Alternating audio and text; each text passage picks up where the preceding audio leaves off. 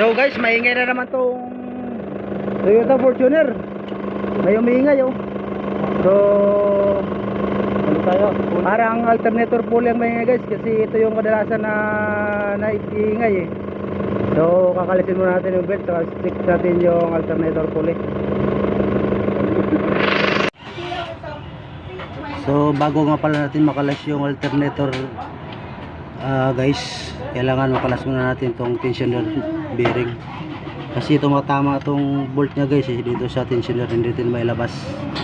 So kailangan natin kalasin.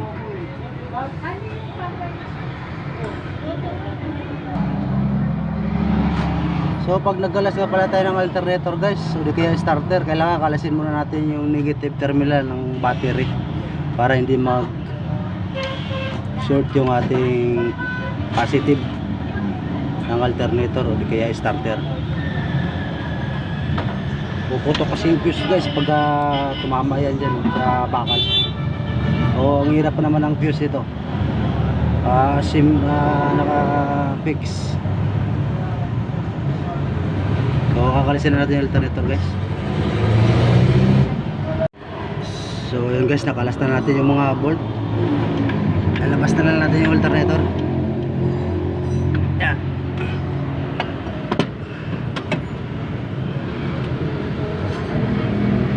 Yan. Maingay na nga oh.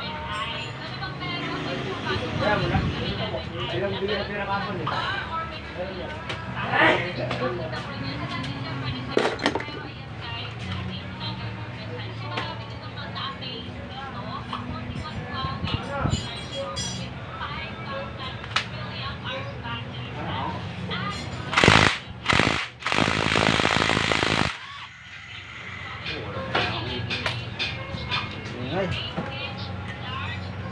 Tilak pala ito. Oh. Oh. What?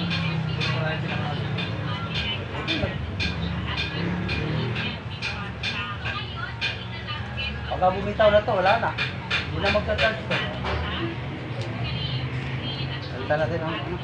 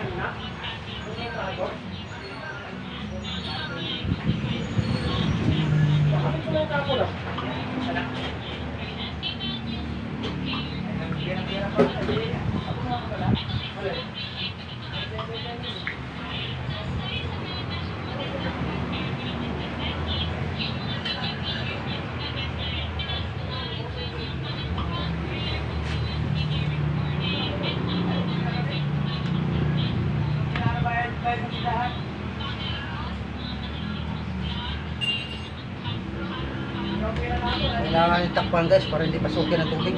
Kanyang puli.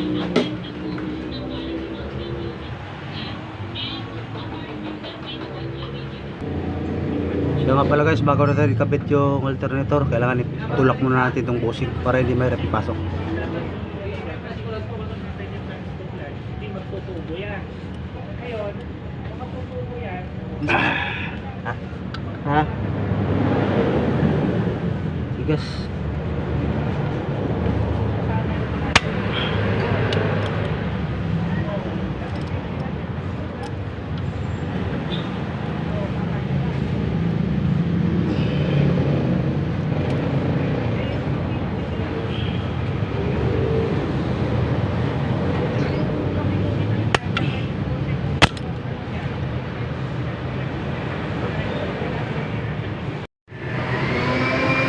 So yun guys, nakapitan na ito yung battery.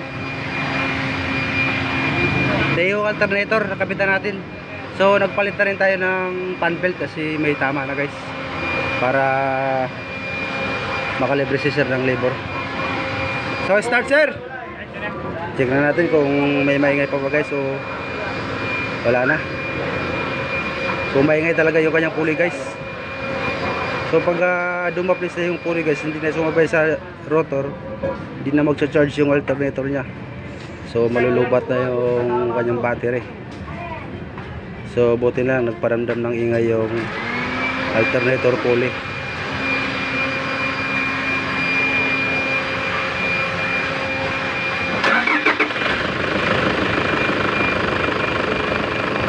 So yun guys, wala lang ingay yung ating kinabit na alternator pulley.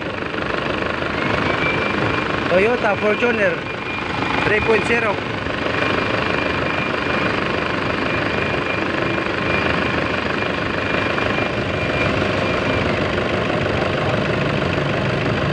So, bye-bye na guys. Thank you for watching.